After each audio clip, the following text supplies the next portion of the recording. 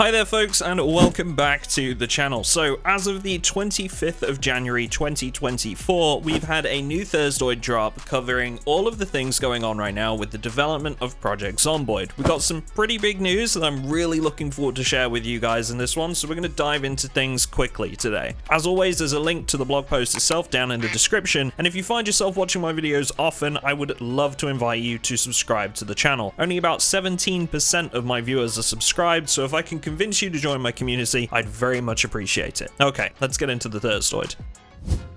So the devs kick this one off by telling us a little bit about what they've been working on this week. Essentially, the second to last major component of Build 42 has now been merged with the main codebase and is being tested internally. Now, this component is a big one for a lot of people, and it has come up in a few dev blogs in the past. We've gone into a lot of depth with this one previously, but basically, it's a tech upgrade that makes significant improvements to the engine the game runs on, with the main goal of improving performance. Having brought this over to the main codebase now, the developers have found things are going pretty well, and the large majority of feedback is incredibly positive. With that though comes plenty of bugs and fixes to keep the team busy. So I mentioned in there that this is the second to last major component of Build 42. At this stage, things are starting to seem like we're getting close to the finish line, and whilst I don't want people to get too hyped up, it's definitely not as though the update is releasing tomorrow. We were actually given a release window by the developers themselves very recently. The official Project Zomboid Twitter confirmed this recently in a post that reads, "As people who follow our socials know, we don't like giving out long-range external ETAs. We take pride in our non-crunch work environment where developers are freer to work to their potential without outside pressure. However, we can say Build 42 will be out this year." Now that's a pretty wide range, obviously, but to help narrow things down a little bit further, lead developer Lemmy posted a reply to a thread on Reddit to express that the public beta should be released in the first half of this year. I know a lot of people out there have been waiting with bated breath for some kind of info about the release, and we finally have the first glimpses of that with these posts. Historically, the developers behind Project Zomboid don't really like to give out concrete release dates at all, but they usually like to let people know they're close to release about a month or so beforehand. That's not to say they definitely will, that's just to say that's how they've treated updates in the past. Okay, so some big news, but there's still plenty left in this dev blog, so we'll go ahead and jump back into it. The first thing the devs go into some detail with is optimization. We've seen some footage of how this new render system works compared to the old one in previous blogs, but what you need to know is that this should provide significant performance improvements for those of you on low to mid-range PCs. The devs state in the blog post that they are now able to maintain a solid frame rate even on 4K, or at the farthest level of zoom. They then go on to clarify that they have encountered that the lowest end machines are still adversely affected, but we're talking the most potato of the potato here. Essentially, in order to deliver the improvements needed, more video memory is needed. So if you're running a graphics card with very low amounts of dedicated memory, you might want to consider an upgrade in the not too distant future if that's an option for you. The devs go on to say that they're continuing to investigate this and are hoping to mitigate these issues further, but that in the worst case scenario, these performance improvements can be disabled on machines that would find it does more harm than good. The devs are still searching for the solution and would very much like to get this cleared up, but they estimate the vast majority of the player base will greatly benefit from the improvements this update offers. Okay, so away from optimizations and all things technical, we get a look at some footage showing off recent improvements to the view cone. Now, we've seen some footage of this in the past, and the first thing that stood out to me was how subtle this newest version of the view cone is compared to footage we've seen in the past. It was one of the biggest complaints that we had in the comments at the time, and I for one, much prefer what we're seeing here. Interested to hear your thoughts on this one down in the comments though, so let me know. If you're unaware, the view cone was born out of necessity, meaning that it needed to happen. Due to the engine upgrade, it's no longer feasible to alter the lighting of tiles frequently enough to allow for smooth lighting changes, which the previous tile-based view cone used. The developers have, as a result, created an entirely new view cone. They also note here that as a result of lots of feedback from you folks at home, we'll be able to tweak and change the system as our heart desires in the settings, so we'll have a bit more control over how this looks in our own games. Next Next up, we've got light propagation, and this is one that I'm really looking forward to myself. Quick note from me here, try as I might to make this video as high quality as I can, this footage from the developers will have been through several compression cycles by the time I've uploaded it, so if it doesn't turn out great, take a quick peek at the footage direct from the Thursdoid blog itself. We also get to see the new fully animated doors in this footage, which only adds to the ambience, as small a difference as it might seem. Okay, so the short version of how this system currently works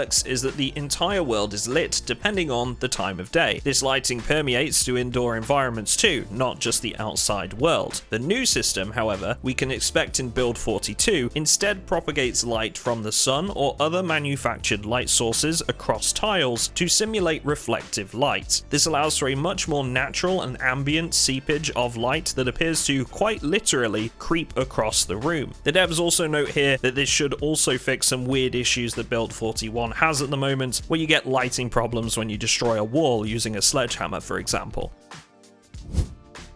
Alright, so that brings us to an update on basements and multi-level structures in Build 42. Now, if you didn't know this already, we're essentially going to see a system that will allow for building to take place 32 levels below ground and 32 levels above ground. Basements are still being placed around the map by the map design team, both randomly placed ones and fixed versions. The devs also treat us to some new footage in this one, which they make very clear may not make it into Build 42, but that it does provide an example as to what the new engine capabilities allow them to do. Now, I understand this may not stand out to some as a huge feature, but with the modding community how it is, trust me when I say that this will make a monumental impact on the way map mods are put together. Being able to traverse multiple levels in this way will provide much more avenues for map modders to take, whether it's the steady incline of a road you're traveling on, or something more fixed like a multi-story car park, all the way to a wacky race map that takes you across multiple different levels of elevation. The possibilities with this are pretty vast. Lastly, just a quick note for any of the modders watching this, the developers took care to mention here that this won't invalidate the way existing map mods are made and shouldn't cause you any issues with maps that are already uploaded to the workshop.